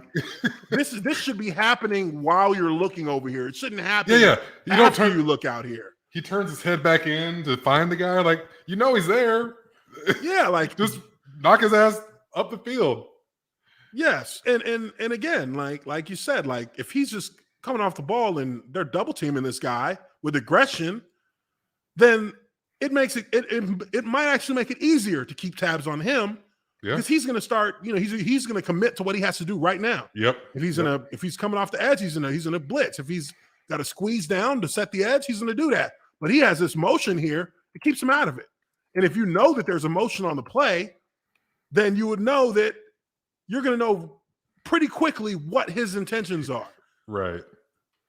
I feel I hate to do this because I'm speculating, but I feel lack of awareness is making him play slow and timid. Yeah, I think you're right on that. I think you are dead. I think you are dead on with that. I think that he is a little bit of a timid player, because I'll be dead ass honest here, because as a rookie, I was kind of if you put me in with the starters during a game week, and I wasn't looking at the playbook. I don't know what we running. I ain't supposed to be playing. I'm a rookie. My first start as a rookie was the last game of the regular season, because we clinched playoffs. So they put me in. They let me get a start. And, Yeah, Uche was running around like, yeah, I don't know if this is really my guy or not. Shit. So you'll see me on plays running full speed though, but didn't block a damn person because I wasn't sure.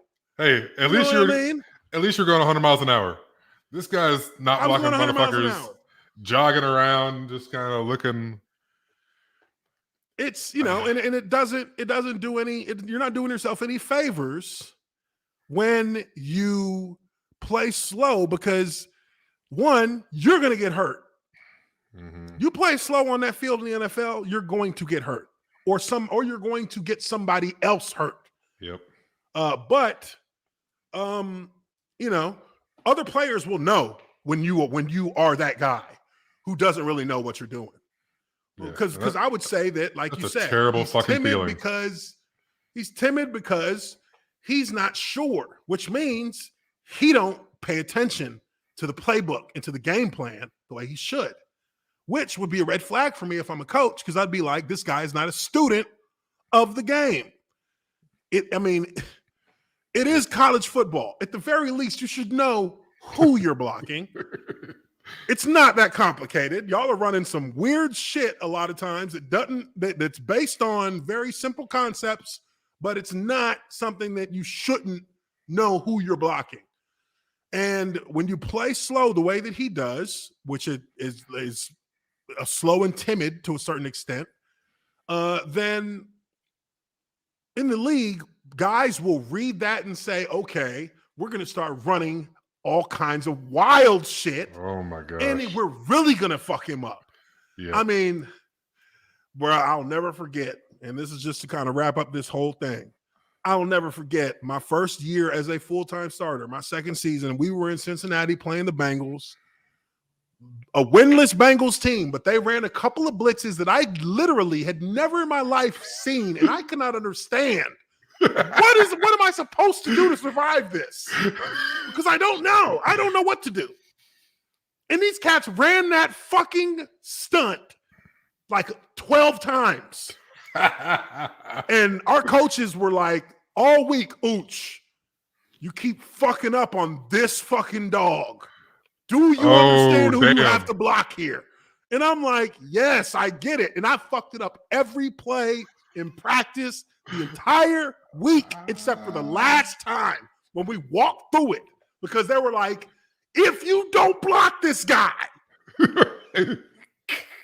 our quarterback is going to be dead. Damn. So we're going to walk through this shit so that you got it. We're going to walk through it. We're not even going to fucking run it at full speed. We're going to walk through it. Uche, when this happens, what do you do? Wrong. Shit. No. I mean, Andy Heck was like, motherfucker, you understand my kid's livelihood depends on you, right? Oh, shoot. So we get in the game, and I shit you not, and I know I've told this story before. I didn't see that particular. They were running some weird shit, and I was like, okay, I think I got the thing. I'm good. But I have not seen that one blitz yet, and I still don't know how to block it. We come out, we're down 2 points. We've been down 2 points the last quarter and a half, just stalling out against a winless team. And it's 3rd and like 12 or something. We got to get this damn first down. They run the fucking blitz. And I'm like, blocking. I'm like, oh, that's the boop. I get fucking washed down. And I'm looking, and that dude is running full speed, and Dave just, ball go flying straight up in the air, intercepted. No. Intercepted. No. I mean, he got hit so hard, dude. I felt it myself. I said, oh, shit. I said, that was the play, wasn't it? In my head, I'm just thinking to myself, that was the play. That was it. That's the one. That's the one that I've been scared of all week. That's the one that I knew if they run this, they got my ass because I don't know what to do. And I get to the sideline. Andy Heck walking up. He said he pulls up the fucking sheet with the pictures on it. He's like, see that? Just like we said in practice, right? So we worked on all week, right? I'm like, yeah. I'm like, yeah. Dennis, start stretching. Uche, just stay here with me. It's like, fuck. Sit your ass down. You're done. You're done, son. The only time I ever got benched in my life. And I was like, hey, I deserve that one. I can't even hate on it. Right. He got me. They got me right when I didn't expect it. They got me. I would have did that too. No shame. All right, everybody. That is going to be it for us here today. I think, final thoughts on this cat from Texas A&M. Honestly, Kenyan Green, if I'm comparing him even to Ikem Nkwonu from NC State. Yeah. If I'm comparing Evan Neal, Charles Cross, Kenyan Green, and Ikem Nkwonu, if I'm comparing these 4 out of these top 5, there's one more that we'll look at. Well, not one more, but the next one we'll look at would be one of the 4, or he would be the last guy to round out the top 5, Tyler Linderbaum from Iowa. We'll look at him next week. But right now, in these top 5 guys, Kenyan Green's at the bottom of the top 5. Yeah. And that's just if I'm talking about the top 5. Only because I ain't seen 6 through 10. Yeah. The shit he doing. I'm like, he could be number 15. He could easily be at 10. You know what I mean? We just ain't seen enough guys yet. We ain't seen the other guys. But as I see it right now, Cross is number 1. Evan Neal's number 2. Ikwonu's number 3. Green would be number 5 in the top 5. Because, the center from Iowa. Even without seeing the next cat, I can say. I'm going to go ahead and assume that the center from Iowa is solid. I'm going to go ahead and assume he's solid because Iowa don't put out no chumps. Yeah. I've seen some of his tape. I've seen some of this kid's tape. The Linderbaum. He's nice. He's nice. I think we're gonna have a good time. Iowa don't put out no chumps on the O-line now. Marshall Yonda, you know what I mean? Like, was Balaga an Iowa guy? Brian Balaga? Balaga, you talking about Green Bay? Yeah, I feel like he was Iowa. No. Or was he Wisconsin? They had Gallery. Gallery was their guy. Okay. Robert Gallery back in the day. But Iowa always has good offensive linemen. Iowa always has good offensive linemen. Shit, you know how Big Ten do, cuz. Big Ten always got some strong O-line. Come on now. Yeah. They Big Ten is nice in the trenches. Big Ten gonna have it in the trenches. We're gonna have it. But, I would say overall with this cat Green, this is – I don't see how. Look, again, it's still maybe it boils down to these other guys are garbage more, but I would not even have this guy listed as a first-round pick. Not even a second-round pick. Not even if he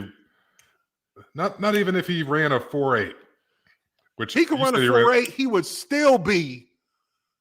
Come on, man. I was a fifth-round pick, and I would have smashed on. He ain't even. Yeah. Come on, I don't even know where to put this dude. Like if I saw some crazy physical ceiling or crazy physical upside, maybe.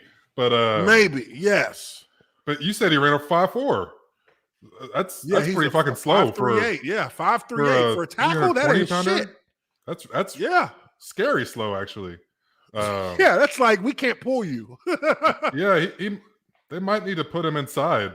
He might do better as a guard, but even but they're just happening really fast. I don't know. Yeah, his reaction time. The one thing that's a benefit of playing tackle is that you do get tackle has a little bit more leeway in the run game because they get to see a little bit more before they actually make a lot of contact. Mm-hmm. They get to see more of the defense. They can see more of the defense. So they get a little bit more. There's more time to react inside, man. Because a lot of times these linebackers time it up. They time it up good where they're hitting that mug like right on the snap. So you have to be like, You got to be Johnny on the spot right now. Yep. And that's especially in the run game. That's where things are a little bit different with tackle and guard. But with this guy, I mean, maybe at guard he can be. I mean, he'd be a project. He would be a project because I think that there might be mentally there might be guys who play timid like that. It's an attitude thing. They're not very confident, even though they look the part. They're not very confident in what they're doing. So you have to change his mentality a little bit, I would think, to turn him into the kind of player that he needs to be. He is going to be a project. Oh, he's only 21. What year he is. Let me see what year he is. And that's another thing. Look, O-lineman, don't get it twisted. You need to play all 4 of your years in college. It's not, unless you are just a specimen, unless you're unless you're doing a Larry Allen and running down linebackers on picks and you just have all these tools that are just unmatched, play all 4 years. Play all 4 years. He's a true junior. So I don't like when linemen come out early like that because you're not going to this isn't like playing safety or corner or linebacker even where if you're just a better talent, then you're going to be able to leave early and adapt quickly. And on offensive line, there is a maturity curve to playing offensive line. Because a lot of the game in the trenches is mentality. How you approach it is determines whether or not you're skilled, whether or not you can go out there and be skillful enough to be successful.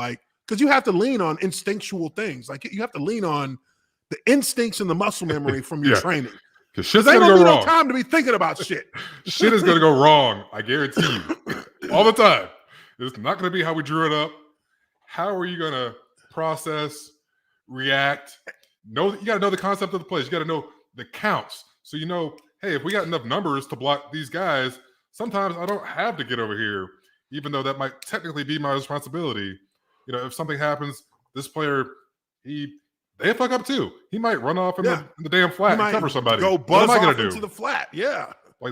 Everybody's gonna make mistakes. How do I react so we can have successful plays? Right now, I don't see him being able to do that immediately. Like I said, he's a young guy, so maybe, certainly this first year, I hope he's not thrust into a position where he needs to play. I would have loved if he went back to school, but I don't know the guy's home life. Maybe he needed to come out to support his family. It's a perfect scenario for him, but generally speaking, as an offensive lineman, hell, if I can play like that, if I can play like that, and someone tells me in the first round, I'm out too. Shit, that's what I'm saying. I'm like, shit. I was counting my pancake blocks my senior year. I need to average 5 a game. Shoot, the first game we played against I forget who was it. Who was the team we played against? Indiana State or some shit. Mm-hmm. Man, 9 pancakes. I was like, let's go. 9 pancakes. I'm over here. Every time I got a block back on a pass set, I'm boom. I'm trying to destroy cats. That's how it should be. I need all this. I need everything. Right. That's how it should be. You know what I mean? And when I see a guy doing all this, what's gonna happen? What's gonna happen? I'm like, that means you need another year. That means you need another year because you need to be. By the time you get to the point where you're ready to go to the NFL, you need to be confident in the college level that you are a dominator at the college level. Mm-hmm. You have to be confident in that. I was confident because I ain't had no choice because I didn't even get to play my junior year. So I was like, I need to do it all this year. And I knew our offense. Once you know your offense and you know what you're supposed to do and you don't even have to think about a play once it's called, I'm trying to physically break people in half. Right. Because now I don't think about plays no more. I just think about how I'm gonna finish a guy, how I'm gonna react to a guy trying to do something here. How am I gonna bury him when he tries to go inside? Those are the things I think about. I don't think about what am I supposed to do on this play. You know what I mean? And when you're doing that, shuffling shit, that's what you're thinking about. Yeah. Yeah. Oh, I think I need to go this way, but maybe I was supposed to go that way. Yeah, and does that happen though? That happens once or twice a year. Yeah. You know what I mean? In the league, like that happened to me one time one time that I could remember in the season, and you could tell because I didn't even move when the ball snapped. I was like, yeah. By the time we going this way? By the time you're a NFL starter, you're probably looking at fewer than 5 mental errors on a year. So most games, you should not have a mental error. Now, when you get beat, this is elite athletes out here. You know, and most of the time, they're making a lot more money than the offensive lineman, unless you're the left tackle. Yeah. But you have to know what you're doing, how you're going to get there. Man, we both say all the time that, you know, offensive linemen are the smartest guys on the field. You got to know everyone else's responsibilities too. You know, sometimes you got to know, oh man, a receiver is going to come crack this guy, so I don't have to work up to him. You have to know the entire offense, and maybe that's like that might not happen your rookie year. Go ahead. No, not your rookie year, unless you're a guy who knows you're going to be put out there to start your rookie year, which means you're a first or a second rounder. Like, you're not gonna. It's going to be like learning a new language because things are completely flipped on their head when you look at that playbook. You're like, what does all this mean? Like, but it's not like you're going up against one look. They have the play against 11 different looks, and you're like, well, there's only like, how many looks can I really get? 11 different looks. All of them. You're like, wait, so I'm supposed to remember this for all these plays? Yes. You got to know everything. And for the O-line, you know, it is a longer learning curve. It always has been because the physical demand and the mental demand are at the same level. Mm-hmm. You know, if you're a running back, it's not necessarily the same.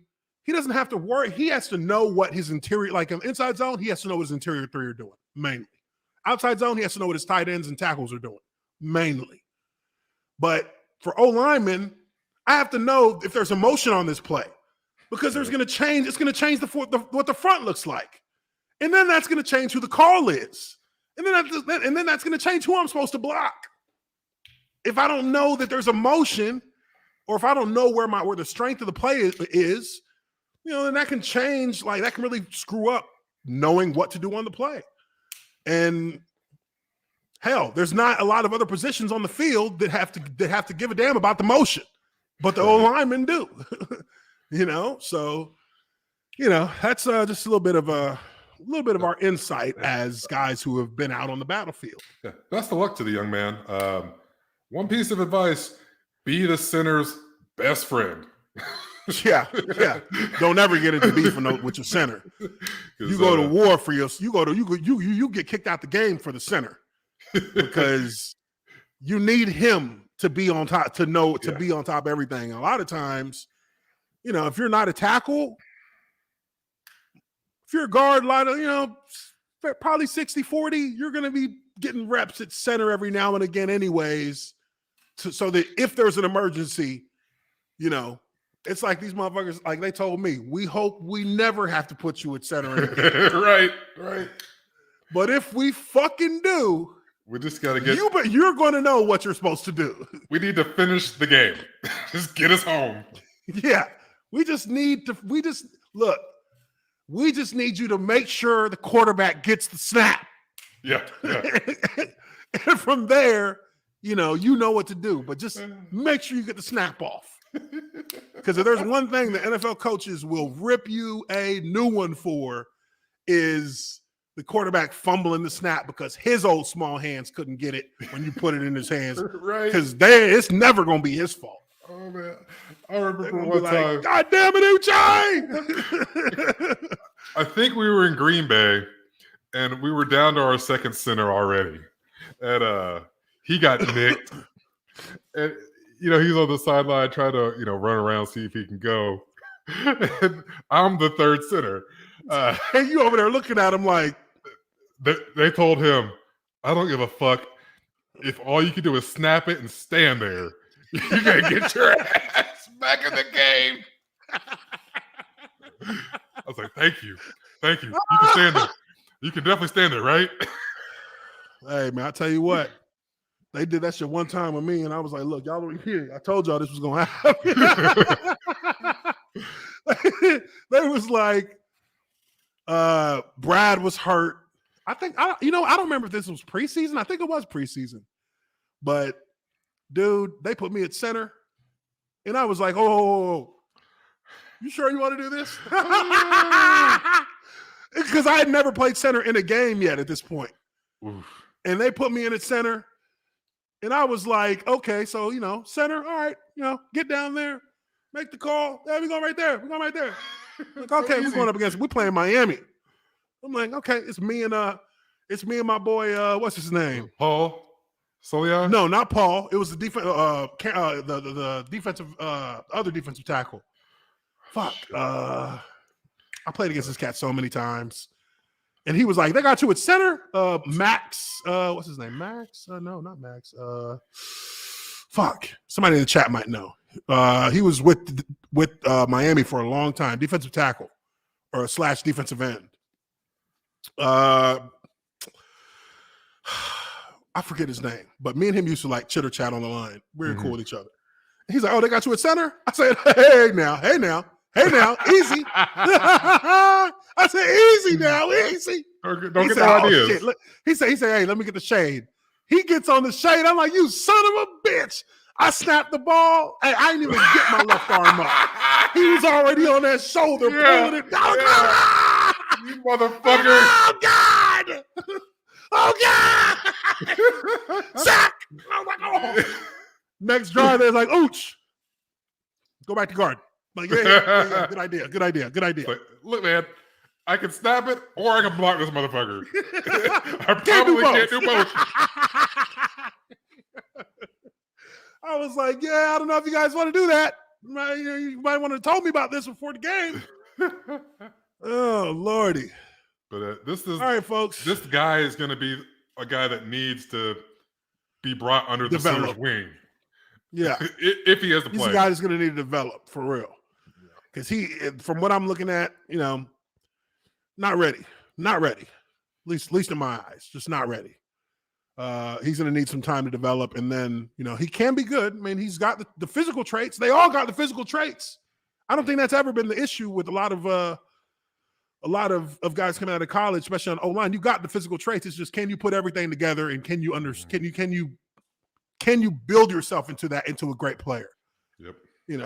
So we'll get up on some more film on Monday. Friday is going to be Casual Friday. I will have a Casual Friday this week. Trust me, folks. We'll be playing some Elden Ring. But we do appreciate everybody for being in here tonight. Make sure you hit that like button if you haven't already done so. We will definitely pick up on the free agency things as they continue to develop. I see that someone said here that San Francisco's running back. Mostert, who is he's a Purdue guy. Mostert to the Dolphins, which that's a little bit of a surprise. He did have an injury last year. I think that might have more to do with it because he had I think he had the same knee injury that I had, tore that cartilage. Oh, so and he's a speed back. That's why he sat out. That's why he didn't even consider it. He sat out immediately because he needed to get a full year of rehab on that to and I'm sure he probably did some stem cells because that's what everybody who tears their cartilage or meniscus, stem cells, because that's the only way to grow it back. Mm-hmm. But we'll see how that plays out as far as developments with that. But we are going to wrap it up here. We will catch you guys next week. Make sure you tune in 7 p.m. Eastern, 7:10, 7:20-ish Eastern domestic time. But that is going to be it for us. Yeah, no more daylight savings. Oh yeah, that's about to be a done deal. I'm looking forward to that. I'm tired. They got rid of that shit. Good, because they were screwing me up with that. I was losing it. I'm losing it. But all right, guys, we appreciate y'all. We will catch y'all on the next one. Hope everybody has a wonderful night. We'll see y'all later. Peace.